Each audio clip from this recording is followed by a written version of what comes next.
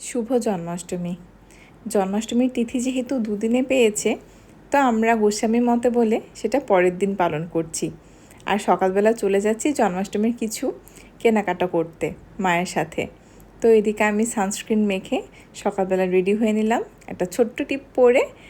আর ব্যাগটা আমাকে দিয়েছিল আমার ফুল পিসি শাশুড়ি, মানে সবাই ডাকে ফুল নাম ধরে, তাই আমিও ডাকি ফুল পিসি। ব্যাগটা খুব সুন্দর আর আমার জামার সাথে ম্যাচ হয়ে গিয়েছিল বলে আমি ব্যাগটাই নিচ্ছি। তো টোটোতে করে আমি আর মা চলে যাচ্ছি। প্রথমে কিনে নেব কিছু ফুল, যেহেতু সকালবেলাটাই খুব টাটকা ফুল পাওয়া যায়।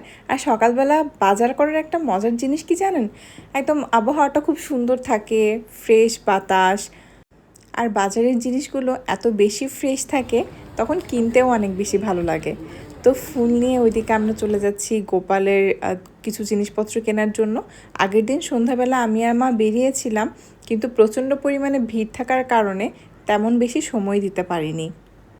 গোপালের জন্য নতুন দুটো ড্রেস কালকে রাতেই কিনে নিয়েছি, এখন শুধু গলার মালা, বাঁশি এসবই কিনে নিচ্ছি। ঠিক তার পরের দিন সকালবেলা, যেহেতু সকাল 7টা পর্যন্ত তিথি পেয়েছে, তো সকাল 5টা বাজে ঘুম থেকে উঠে স্নান টান সব কিছু শেষ করে এখানে চলে আসলাম আমি গোপালকে সাজাতে। অভিষেকের সব কিছু রেডি করতে। মা এদিকে ফল যাবতীয় যা কিছু আছে সব কিছু বানাচ্ছিল। আর এই যে গোপালের জন্য দুটো সুন্দর ড্রেস, তারপর পাগড়ি, মালা, বাঁশি এগুলো কিনে নিয়ে এসেছি। কেমন হয়েছে আমাকে অবশ্যই কিন্তু কমেন্ট করে জানাবেন। আমি চেষ্টা করছিলাম প্রফেশনাল ওয়েতে সব কিছু সাজানোর। আজকে গোপালের জন্মদিন বলে কথা, সেদিন তো গোপালকে একটু স্পেশাল সাজানোই যায়, তাই না বলুন? আর আমার এই সাজানোটা কেমন হয়েছে আপনারা কিন্তু অবশ্যই সেটা আমাকে জানাবেন। আর হ্যাঁ, গোপালের ড্রেসগুলো কেমন হয়েছে সেটা তো অবশ্যই জানাবেন। গোপালের দিকে সব কিছু রেডি করতে করতে মা পাশাপাশি বসে আমাকে ফল বানিয়ে দিল। আর অভিষেকের যত জিনিসপত্র আছে, ঘি, মধু, দই, দুধ, আমি সব কিছু ওগুলো বাটিতে রেডি করে নিচ্ছিলাম। তখন বাজে সকাল প্রায় 5:30টার মতন। আমাদের মোটামুটি সব কিছু শেষ রেডি করা। এবার ঠাকুর ঘরে ঢুকে সবাইকে একেবারে পুজো দিয়ে তারপর গোপালকে অভিষেক করানো হবে। আর আমি এইদিকে চন্দনে তুলসীপত্র লাগিয়ে সব কিছু রেডি করে নিলাম। আচ্ছা, আজকে গোপালের জন্মদিন বলে কি শুধু গোপালেই সাজবে? আমাদের মা লক্ষ্মীকে একটু সাজবে না? আর মা লক্ষ্মীর ড্রেসটা কিন্তু আমার ভীষণই পছন্দ হয়েছে। মা লক্ষ্মীকেও খুব সুন্দর করে এখানে সাজিয়ে রেডি করেছি। তো গোপালকে এখানে অভিষেক করার জন্য সব কিছু রেডি। মাই শুরু করলো অভিষেক করানো, আর আমি এখানে সুন্দর করে ভিডিও করছি।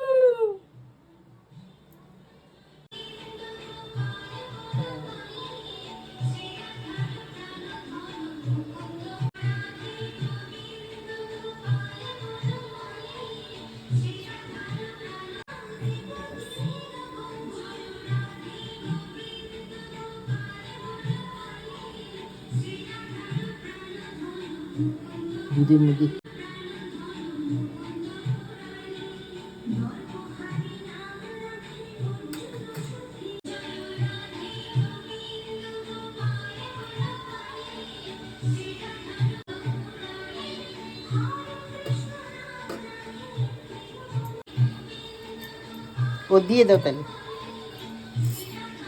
গোপালের অভিষেক এদিকে হয়ে গেছে। মাঝখানে মায়ের পর আমি, তারপর বাবা, তিনজনে অভিষেক করিয়েছি গোপালের।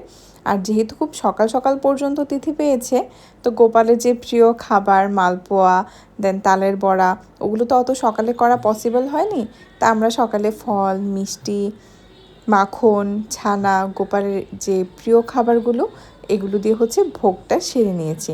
তারপর আস্তে ধীরে সব কিছু বানিয়ে দুপুরবেলা গোপালকে আবার ভোগ দেওয়া হবে। তো মা এদিকে ভোগ নিবেদন করছে।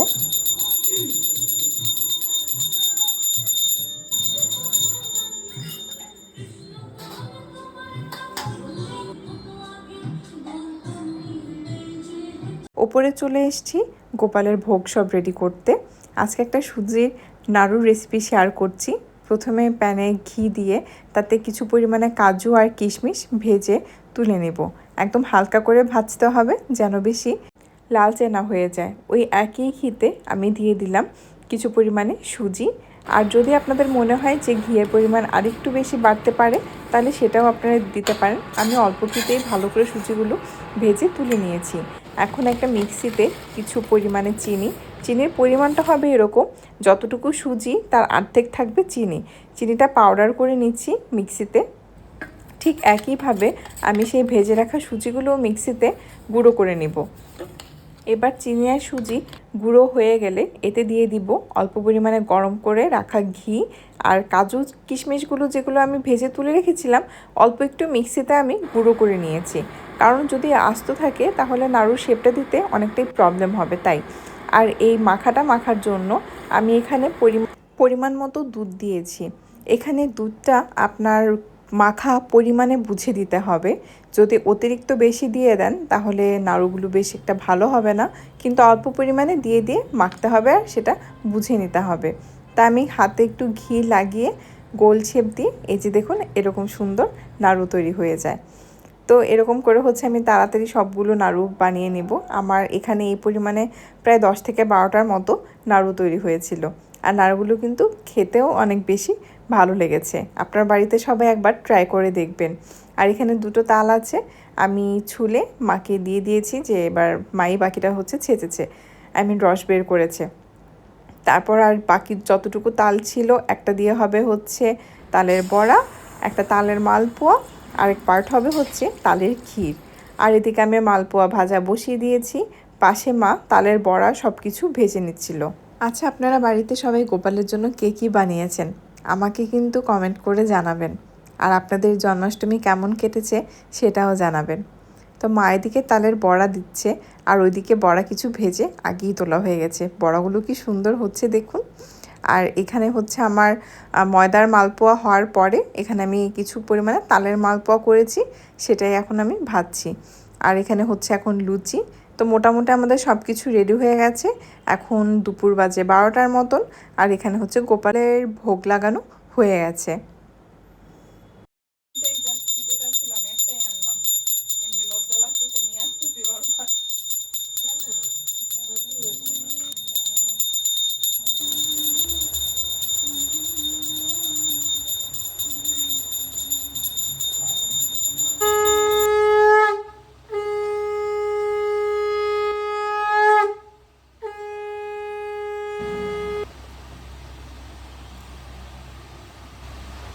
জন্মাষ্টমীর এই 2-3টা দিন না আসলে খুব ভালো কাটে, ঠাকুরের নাম কীর্তন করে।